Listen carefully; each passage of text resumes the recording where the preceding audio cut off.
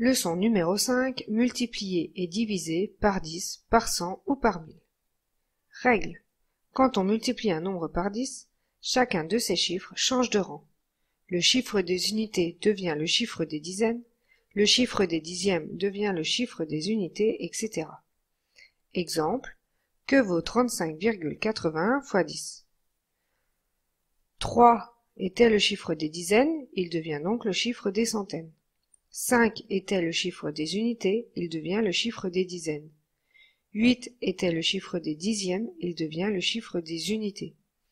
1 était le chiffre des centièmes, il devient le chiffre des dixièmes. Ainsi, 35,81 multiplié par 10 est égal à 358,1. Plus généralement, pour multiplier un nombre par 10, on décale la virgule de ce nombre d'un rang vers la droite.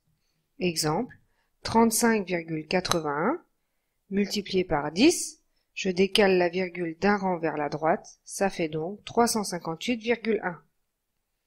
Pour multiplier un nombre par 100, on décale la virgule de ce nombre de 2 rangs vers la droite.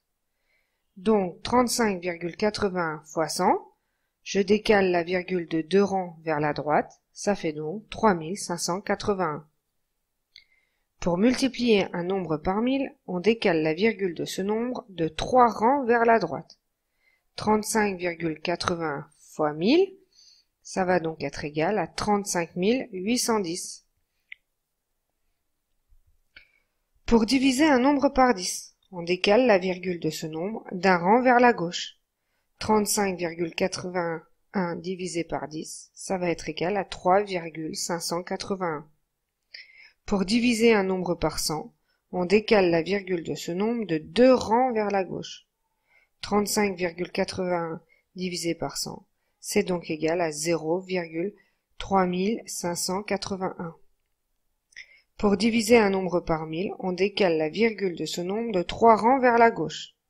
Donc 35,81 divisé par 1000, c'est égal à 0,03581.